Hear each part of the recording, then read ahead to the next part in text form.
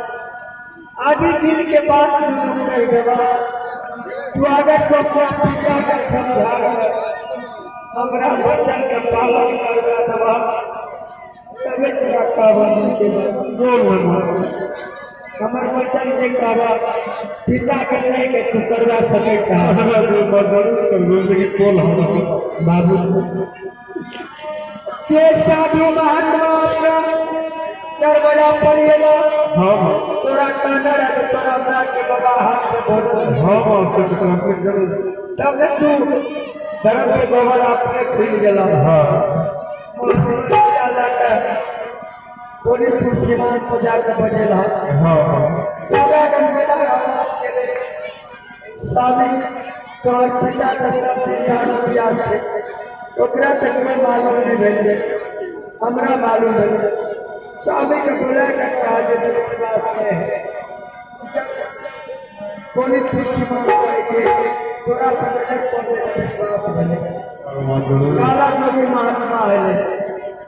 इसलिए प्रणाम के लिए स्वागत कुछ लिए करके बहुत आनंद ये बच्चा भोजन करवा सब करो महात्मा बाबा के साथ मायर बाबा सब क्या लड़का जब साथ करके दिखाते हैं ये हरनिया तोरा दरवाजा में हमारा मांस लिखे काला में हम कौन से काल के महामास लिखे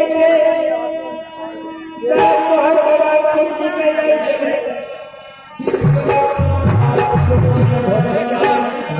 खांसी पकड़ के मांस के भोजन करा देवे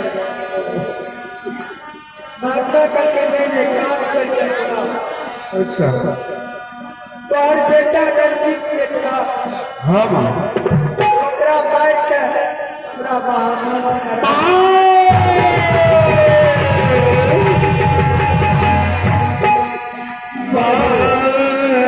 बाबू तोरा बचपन के लिए सुनागन बाजार के लिए तोरा दरद के दौर में बंद कर लिया ही खाते जैसे के बच्चा खसी बकरी के मांस लस्त भोजन करा दे नदी में मिल लाश होने से झूठे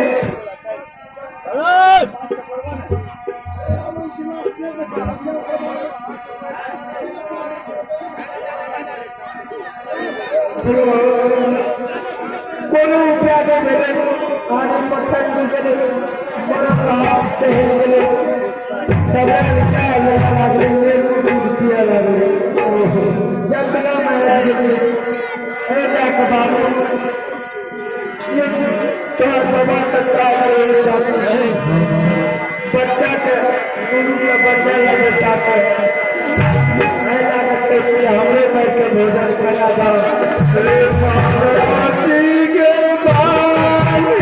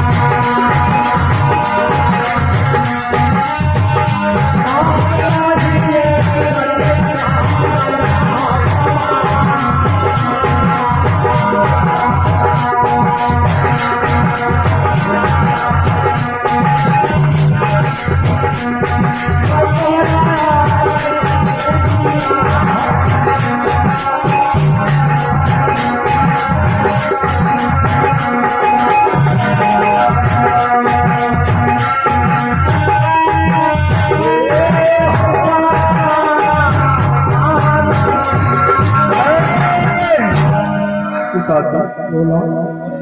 दुनिया में यदि माय बाप रहते श्रोता भगवान यही रंजीत सन बेटा फेर जलम लपे श्रोता भगवान कोनो चिंता करके बात नहीं सही माँ बाप यदि दुनिया में रहते यह बेटा फेर जलम लपे से पिताजी हो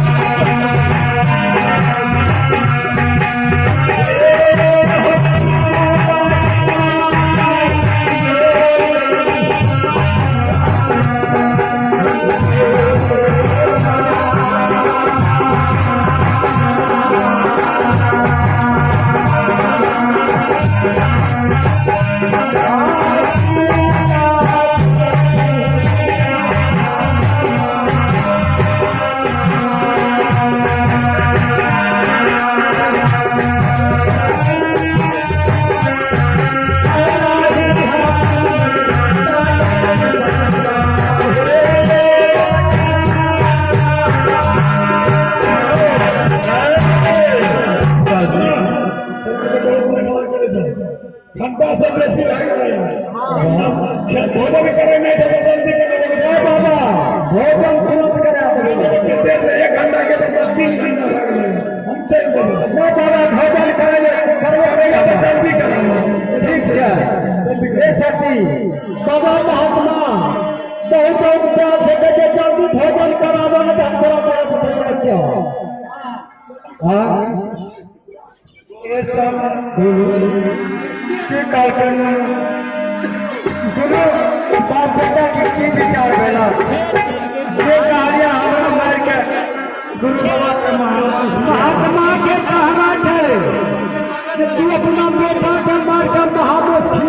ठीक से मतलब देखेगा हे भगवान वैसा पर लग रहे बोलिए परमात्मा